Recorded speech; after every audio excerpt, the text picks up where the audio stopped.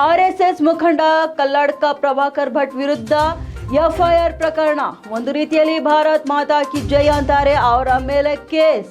ಇನ್ನು ವಿಧಾನಸೌಧದಲ್ಲಿ ಪಾಕಿಸ್ತಾನ್ ಜಿಂದಾಬಾದ್ ಅಂದವರ ಮೇಲೆ ಕೇಸ್ ಹಾಕಲ್ಲ, ಬದಲಿಗೆ ಪೊಲೀಸ್ ಜೀಪ್ ಮೇಲೆ ಹತ್ತಿ ಕುಣಿದವರ ಕೇಸ್ ವಾಪಸ್ ಪಡೆಯೋದು. ಇನ್ನು ಹೈಕೋರ್ಟ್ ಛೀಮಾರಿ ಹಾಕಿದ ಈ ಸರ್ಕಾರಕ್ಕೆ ದ್ವೇಷ ಭಾಷಣ ಮಾಡಿದ್ರೆ ಹಾಕಿ ಪರವಾಗಿಲ್ಲ, ಆದರೆ ಪ್ರಭಾಕರ್ ಮೇಲೆ ರವಿಕುಮಾರ್ ನಮ್ಮ 18 ಜಮ ಶಾಸಕರ ಮೇಲೆ ಕೇಸ್ ಹಾಕ್ತಾರೆ. ಸಿಎಂ ಡಿಸಿಎಂ ಪ್ರಜಾಪ್ರಭುತ್ವ ಹತ್ತಿಕ್ಕಿ ಸರ್ಕಾರ ನಡೆಸುವುದಕ್ಕೆ ಮುಂದಾಗಿದ್ದಾರೆ.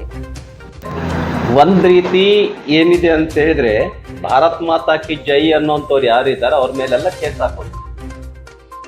ವಿಧಾನಸೌಧದಲ್ಲಿ ಪಾಕಿಸ್ತಾನ್ ಜಿಂದಾಬಾದ್ ಅನ್ನೋಂಥವ್ರಿಗೆ ಕೇಸ್ ಹಾಕದೇ ಇರೋದು.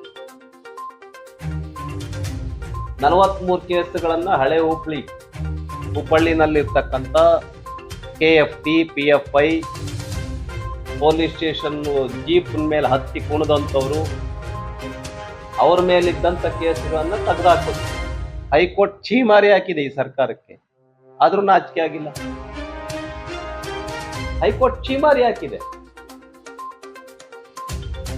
ಓಕೆ, ಇವು FIR ಹಾಕೋದಕ್ಕೆ ನಮ್ ವಿರೋಧ ಇಲ್ಲ.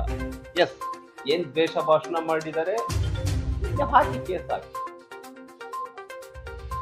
ಅದ್ರ ಪ್ರಭಾಕರ್ ಭಟ್ರ ಮೇಲೆ ಕೇಸ್ ಹಾಕಿದೆ, ರವಿಕುಮಾರ್ ಮೇಲೆ ಕೇಸ್ ಹಾಕಿದೆ, CT ರವಿ ಅವ್ರ ಮೇಲೆ ಕೇಸ್ ಹಾಕಿದ್ವಿ, ನಮ್ಮ ಶಾಸಕರ ಮೇಲೆ ಕೇಸ್ ಹಾಕಿದ್ವಿ, 18 ಶಾಸಕರನ್ನ ಸಸ್ಪೆಂಡ್ ಮಾಡಿದ್ವಿ.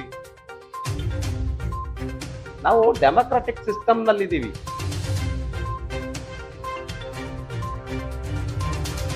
ಸ್ವಲ್ಪ ಮಾನ್ಯ ಮುಖ್ಯಮಂತ್ರಿಗಳು, ಉಪಮುಖ್ಯಮಂತ್ರಿಗಳು, ಸಚಿವರುಗಳು ಯೋಚನೆ ಮಾಡಬೇಕು. ನೀವೇ ಹೇಳಿದ ವೇದವಾಕ್ಯ ಅಲ್ಲ. ಹಾಗಾಗಿ ಕರ್ನಾಟಕದಲ್ಲಿ ಒಂದ್ ರೀತಿ ಸರ್ಕಾರ ಪ್ರಜಾಪ್ರಭುತ್ವವನ್ನು ಹತ್ತಿಕ್ಕಿ ಸಂವಿಧಾನವನ್ನ ದೂರ ಇಟ್ಟು ಏನು ಒಂದ್ ರೀತಿ ಅಪ್ರಜಾಸತ್ತಾತ್ಮಕವಾಗಿ ಸರ್ಕಾರವನ್ನ ಏನ್ ನಡೆಸ್ತಾ ಇದೆ, ಇದನ್ನ ನಾವು ಖಂಡಿಸ್ತೀವಿ.